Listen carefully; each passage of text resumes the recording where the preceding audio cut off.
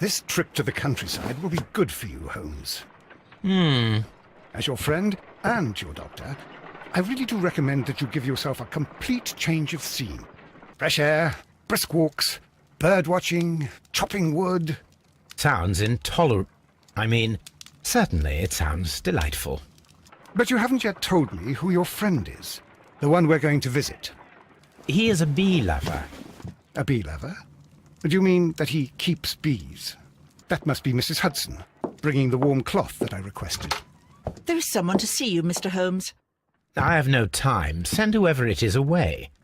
Yes, Holmes, I really think we ought to leave now.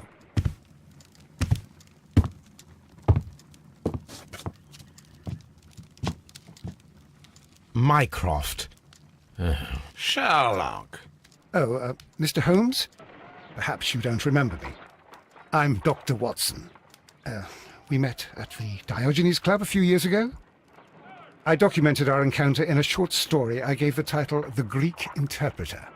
He does remember you, Watson. My brother remembers everything, and that is why he is so valuable to the government. We're about to depart for the train station. I know. You know? Sherlock, I need your help. There are people who presently threaten both our country and the Crown itself. You must help us with those methods of yours. Need? Help? Those are not words I would readily associate with you, Mycroft. I wrote you a letter, but you did not reply. And this is not about politics. It's about people. People similar to those whom you pretend to defend in your petty detective affairs. Everything is about politics with you, Mycroft. I'm not interested. Have some of your agents, your spies, or worse, undertake this job of yours. You are defending your people, and they have little to do with the people I choose to help, I can assure you. That's the point. You think exactly as they do. Who are they? The Merry Men. He is talking about the Merry Men, a band of idealistic terrorists. Sherlock, do please think about it. They are planning something diabolical. Your country needs you. You need me, Mycroft, and you are not the country. Although if your waistline expands very much further. Mrs. Hudson, tea will not be necessary. Dr. Watson, the train conductor, Mr. Parker, is aware that you will be 7 minutes late. You are in the 4th car. The train will be waiting for you. Sherlock, enjoy your time in Staffordshire. And do, please, at least write to me on your return.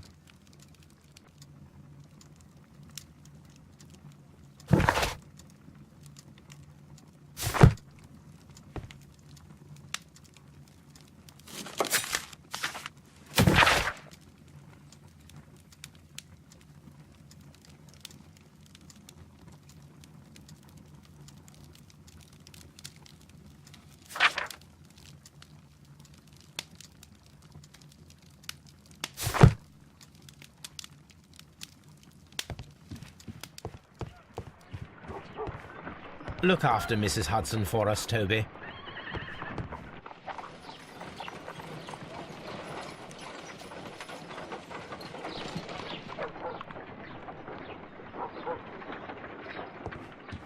Holmes, please call a cab while I pack my suitcase. We shall be late for the train.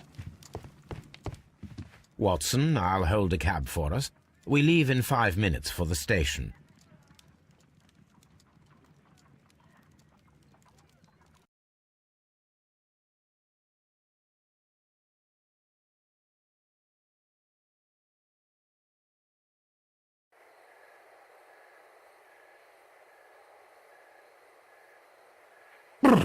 What a gloomy night.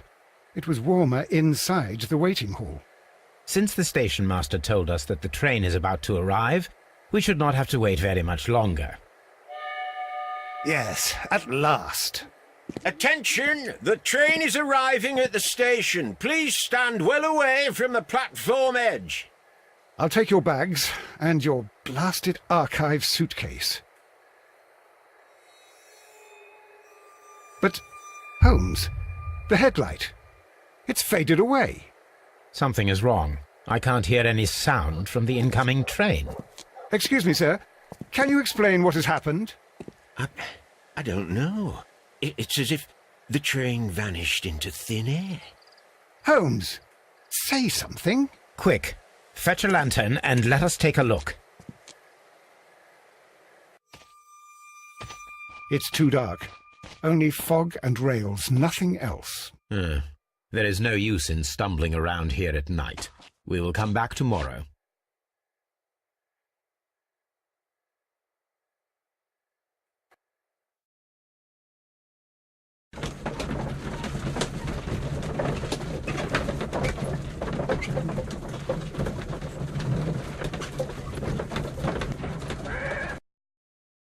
Well, here we are again at Evesham Station.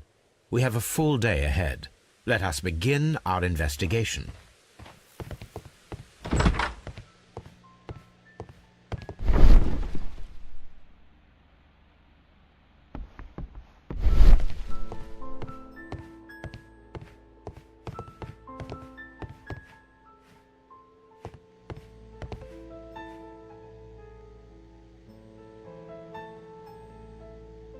This map will be useful.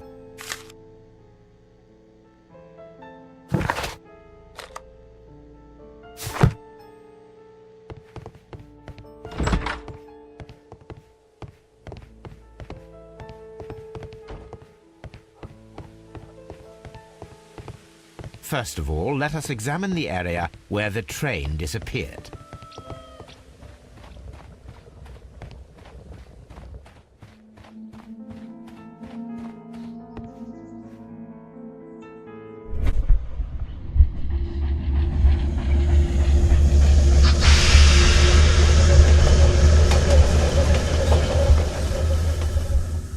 This is the place where we saw the train vanish last night.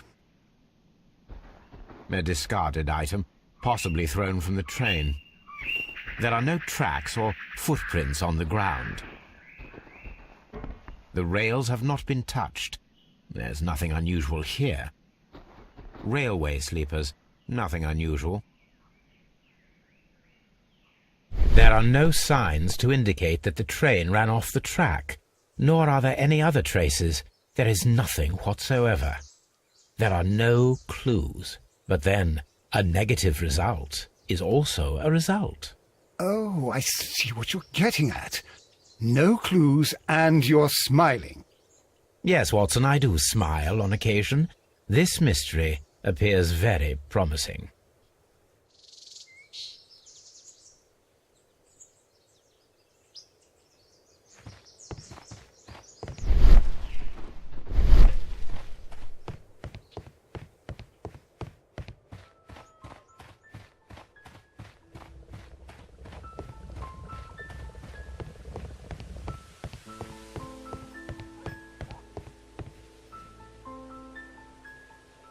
Good morning. Allow me to introduce myself. My name is Sherlock Holmes, and this is my friend and colleague, Dr. Watson. Yes, I remember you. I'm Station Master Everett. You were here last night. So, you are Mr. Holmes, the great detective. Will you be investigating what happened? I shall indeed. It is extraordinary that an entire train could disappear like that. And to think of all the poor people inside it, the passengers, the driver.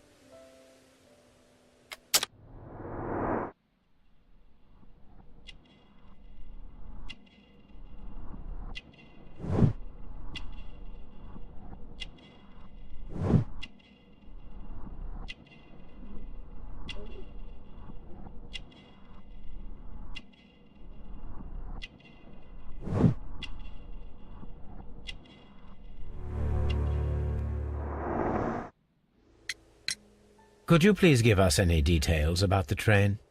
Well, there was nothing so very special about it. At least not that I can recall. My memory's not what it used to be. However, if you need it, you can have the train composition report. It's inside my office. See you later, my good man.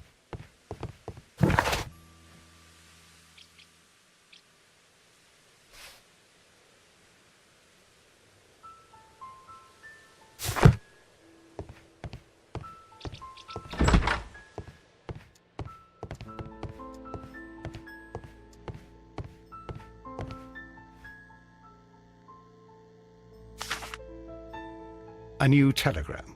I think we should meet this Mr. Robinson.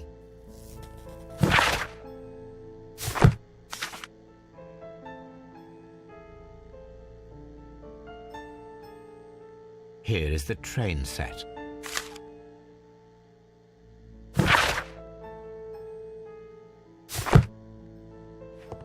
A telegraph.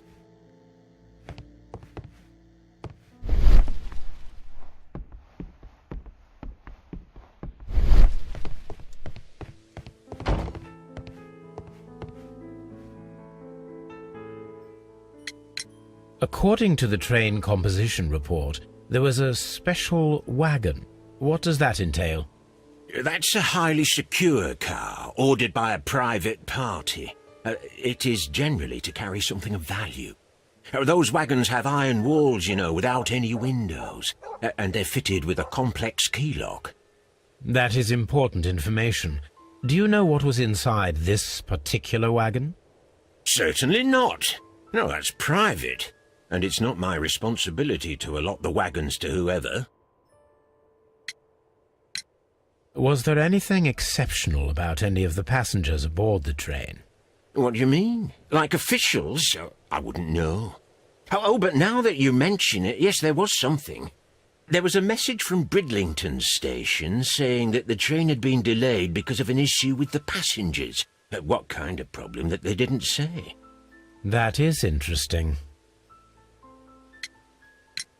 You mentioned a problem at Bridlington station. I should like to visit this station. Could you mark it on the local map?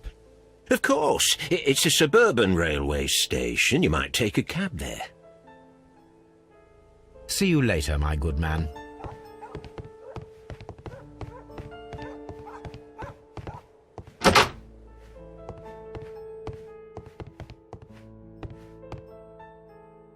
An old locomotive bell. This part is probably from a locomotive. This place serves as a storage area for the station. This part is probably from a locomotive.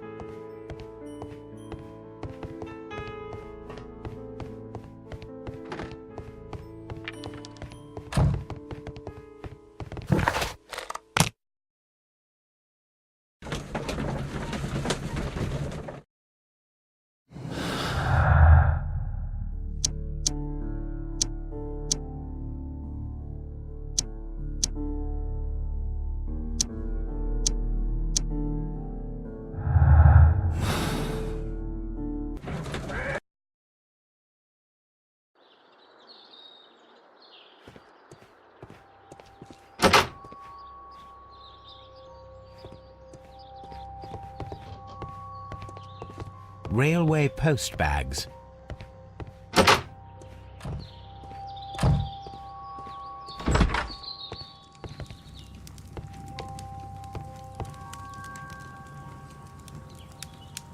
This is an absolute scandal.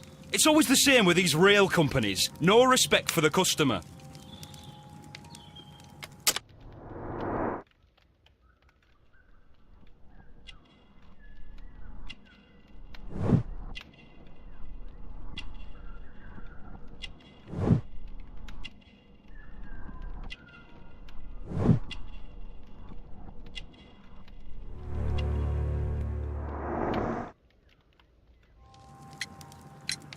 Please calm down, sir. What is your concern? Concern? What is my concern? I'll tell you what my concern is. Last night I were on the train as usual with my colleague, heading home. Then along came this ridiculous ticket inspector, who started arguing that our tickets were invalid. He made us get off the train, and he was extremely rude about it. Were you aboard the train that vanished last night? Yes, I heard that it disappeared. But I don't care because we would have stopped before then anyway. Our tickets were valid and no doubt about it.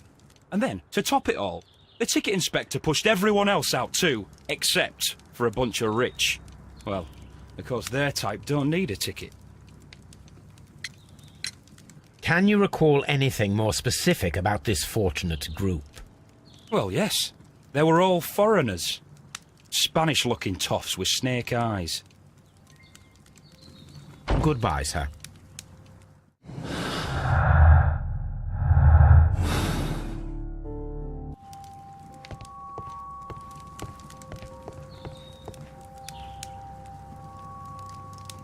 Good day to you, sir. Good day. To whom am I speaking? My name is Sherlock Holmes, and this is... Are you a representative of this damned railway company? Because I have a complaint. We are not from the railway company. We are... Well, in that case, Mr. Shamrock Flomes, please excuse me, but I'm not in the mood for idle chit-chat at the moment.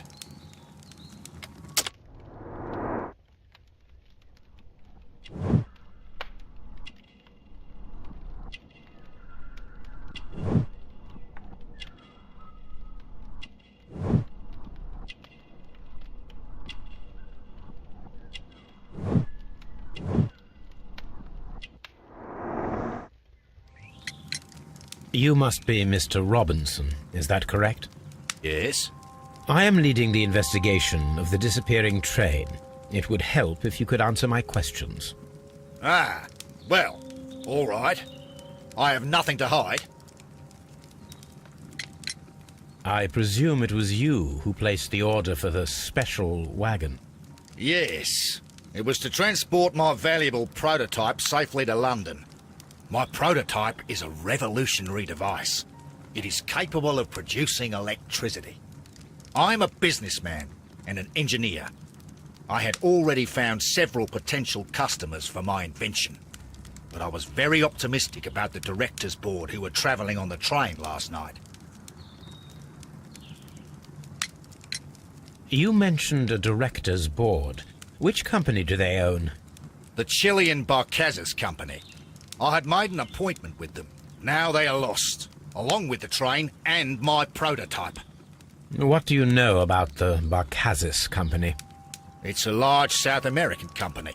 They showed a great deal of interest in my prototype, and they seemed wealthy enough to do business with.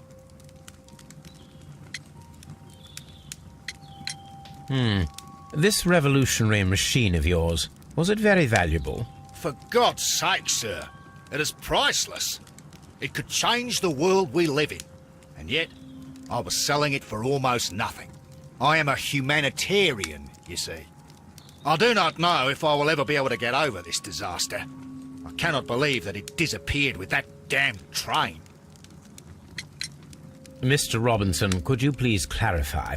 Were you travelling alongside your prototype? Yes, I was. But I had to step off the train. And all because of this stupid station master. I received a telegram declaring that an important person, a Mr. Bromsby, wished to see you in the waiting room. I merely informed you of this. Mr. Bromsby is a wealthy gentleman. His interest in my invention was truly unexpected. So yes, of course, I agreed to see him. Unfortunately, he wasn't there. I thought perhaps he might have been delayed, so I chose to wait a while. But despite my requests, the train left the station without me. Absolutely unacceptable. The timetable is strict. We cannot wait any longer. The regulations require the train to be on time. You are an idiot. You will pay for it. I will sue you. The ticket inspector forced all the passengers from the train except for the directors of the Barcazes Chilean Company.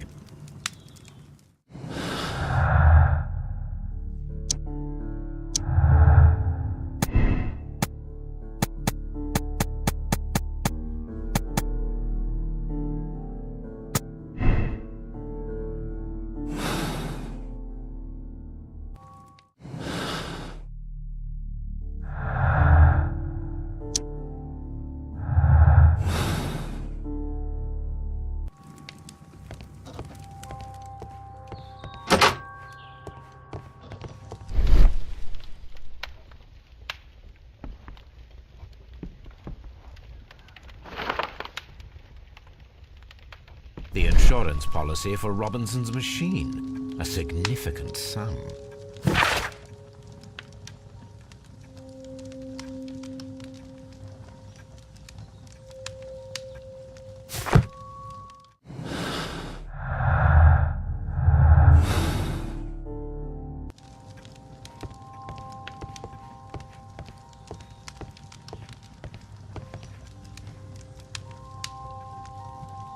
Good day to you, gentlemen.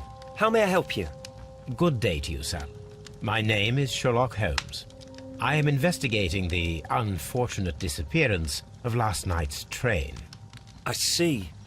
I'm Station Master Bertram, but my supervisor has not informed me about this. I do not know if... Do not worry. I have only a few questions.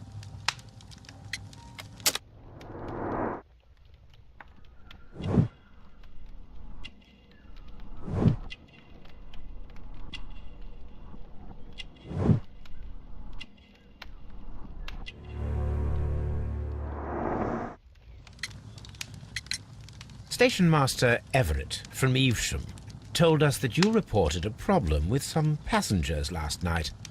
Indeed. This train is a regular line for those who work at Nottingham. But yesterday, everyone was asked to get off the train here at my station. I've no idea why, and it delayed the train. But the worst of it is that now I have to deal with 2 furious passengers who are complaining about the company's service. They stayed here the whole night, but people do not usually pay much attention to the regulations, you see. There are very strict and clear rules. Paragraph 234 of Article 2G-43 states that in the event of a complaint, you must... Yes, thank you. I understand. Apart from the passengers disembarking, did you notice anything else that was unusual last night? I did, and I mentioned it in my report to our higher management on the matter. What was it? Sorry, but I can't tell you. The station master's reports are confidential. Confidential, you say? How long have you been working here? I have worked here long enough to be quite capable of managing a railway station. Let me speak frankly, Mr. Bertram. Your age and your lack of confidence in your position are quite apparent. You cannot deny that you have only recently completed your studies. I was at the top of my class. Listen here, young man. I am aware that you wish to protect yourself behind all these regulations, but I represent the law. And you are obstructing the investigation of an important case. I would suggest that you cooperate with Mr. Holmes. Think of your career. Ah, that is... Well, I'll tell you everything. First of all, I scolded the ticket inspector, for it was he who asked the passengers to leave the train. It was not his right to do so. He was very rude. And then, later on, I received a most peculiar telegram from my colleague at Chesterfield Station, the next stop along the line. What did the telegram say? Well, that was the peculiar thing. It was almost unreadable. It was full of errors and awfully vague. It was hard to understand if the train had correctly passed that station or not. You can read it for yourself. We ought to visit Chesterfield Station. We need to confirm if the station master saw the train or not.